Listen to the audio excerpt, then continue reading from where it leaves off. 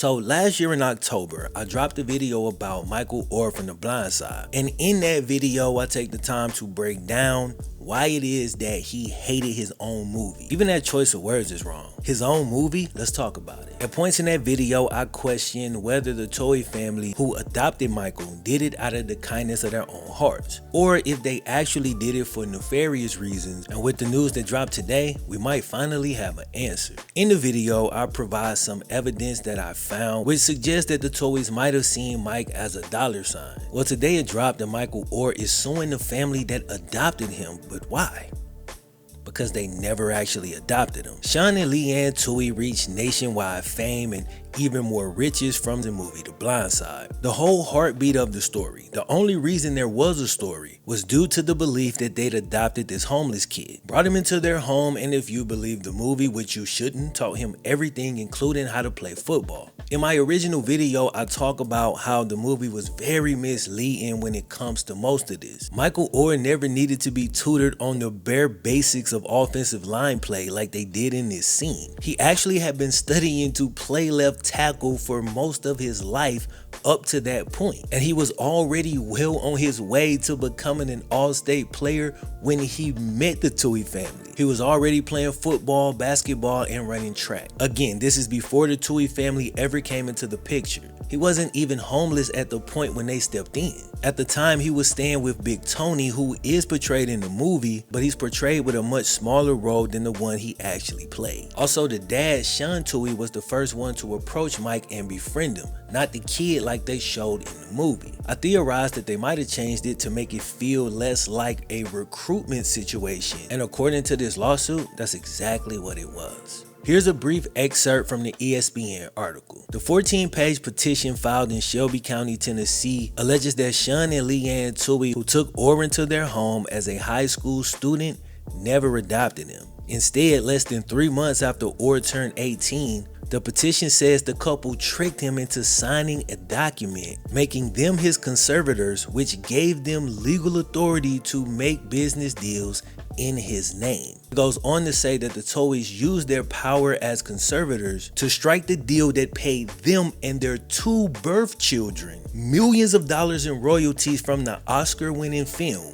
but cut Michael out of the deal, bro, and he got nothing. It says 20 years later, they're still calling Mike their adopted son and using that to promote foundations, books, and a speaking business. Here's a quote: "The lie of Michael's adoption is one upon which co-conservators Leanne Tui and Sean Tui have enriched themselves, all at the expense of their ward, Michael Oher." Michael Oher discovered this lie to his chagrin and embarrassment in February of 2023, when he learned that the conservatorship to which he consented on the basis that doing so would make him a member of the Tui family, in fact provided him no familial relationship with the Toeis. It's kind of a lot to unpack. Let's get it. So according to this, the Tui family actually never adopted Mike. They instead tricked him into signing over the rights to his own story. They told him they loved him and he was a part of the family, and this paper here would just make it official. They made him believe it was the same as an adoption, and at the time, he had no reason to question it. Again, bro, this was 3 months after he turned 18. He was a senior in high school when all this took place. So in his young mind, he's thinking he can trust these people. He's thinking they really care about him because that's what they made him believe. Turned out, not only did they never adopt him, they split the money made off his name between Sean and Leanne Tui, and they were sure to cut in their 2 birth kids while not cutting Mike in on the deal at all. Like, it would be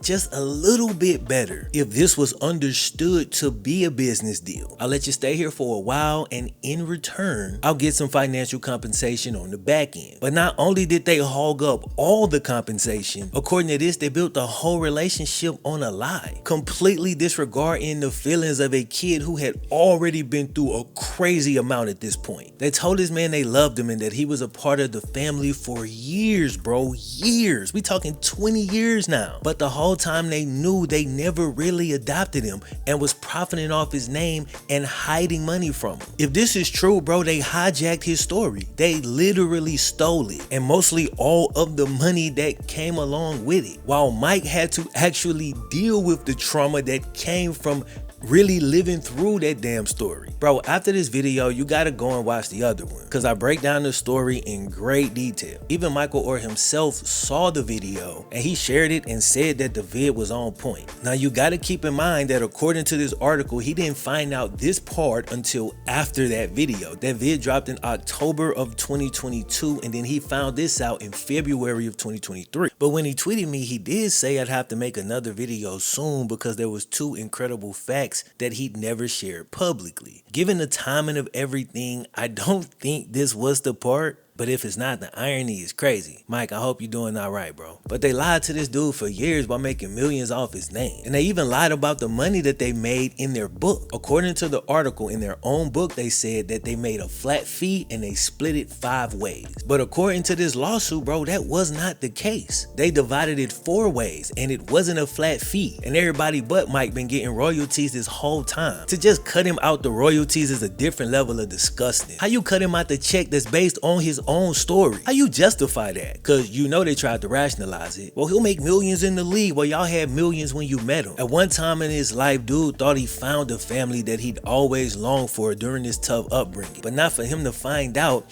that his adopted family never adopted him at all and been hiding millions of dollars. It's just really up on a whole different level. And when you really think about it, bro, it just gets worse. How's it get worse, Flem? Look how they portrayed him in the movie. You know, the one that produced the royalty checks that Mike got cut out of? He was shown as a dumb kid who had nothing until they came on the scene. That's not my opinion, that's how Mike felt. He's actually talked about it several times over the years, how the depiction was BS and how it really kind of embarrassed him. He says it changed the way people looked at him and it changed the way people treated him, and it tainted his entire career that he spent in the NFL.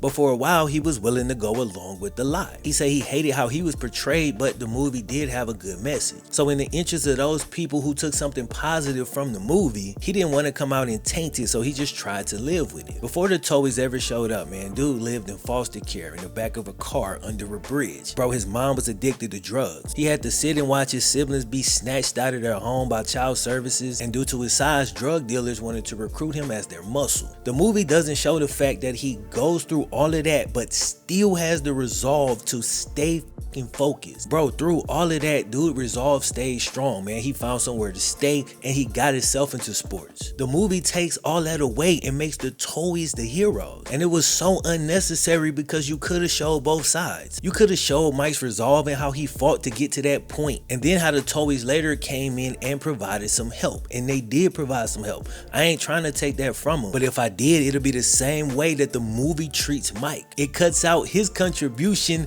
to his own story, and then the Towies come in with the cape on and he rides off into the sunset. They made him out to be hapless and completely unintelligent, just a dude in a big body who didn't know how to use it. I originally thought the director or the script writer made that decision with his character because they thought it was easier to present. But now after this lawsuit, I'm confronted with the thought that the Towies themselves, like, this is how they saw him. It's not unreasonable to think the director got these characterizations from the Towie family when he sat down to interview him. And that's why I say they just hijacked his story. They made the Towie family the stars of Mike's story. And the world's messed up, so maybe that change actually helped it sell better. But do it matter if you took all the royalties behind his back, all while making him look like an NFL-sized piece of clay that was molded in the Towie's own image? It's really disgusting stuff, and while I chose to try to keep a positive outlook on this whole thing when I did the original video, the truth is I always hold at minimum 2 versions of the truth. So with that being said, this doesn't really surprise me, but it does make me sad, man. It comes across as anger, because I keep wanting to believe that there's good in this world. And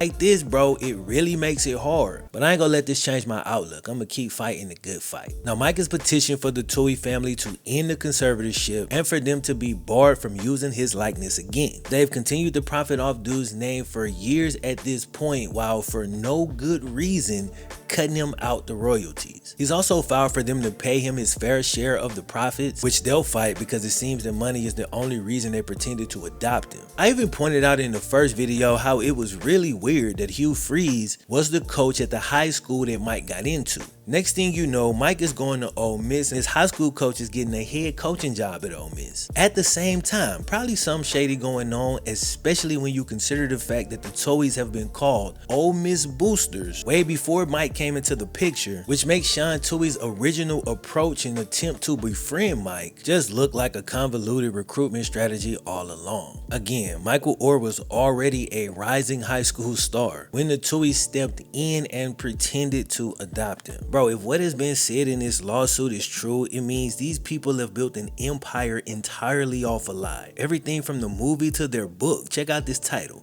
In a Heartbeat, Sharing, the Power of Giving. Get the out of here, bro. And do you know what's funny? I bet you can't convince them that they've done anything wrong. You need narcissistic traits just to drop this book while knowing that you getting royalties that you said didn't exist. But in a twisted way, this whole story does show the power of giving. You give a little bit up front so you can own their rights forever, then take it all on the back end. I guess that's the power of giving. And it's not a new tactic. This is what record labels like to do with artist publishing. As I read earlier, according to the article, man, Mike was extremely hurt when he learned that his new family didn't consider him family at all, at least according to this lawsuit. And because it's a lawsuit, there has to be a response, which means this story is not over. So at whatever point we get more notable information, I'll be back with another video on this really disheartening story. In the meantime, go check out my original Michael Oher video. Just click right here on the screen and I'll see y'all when you get over there.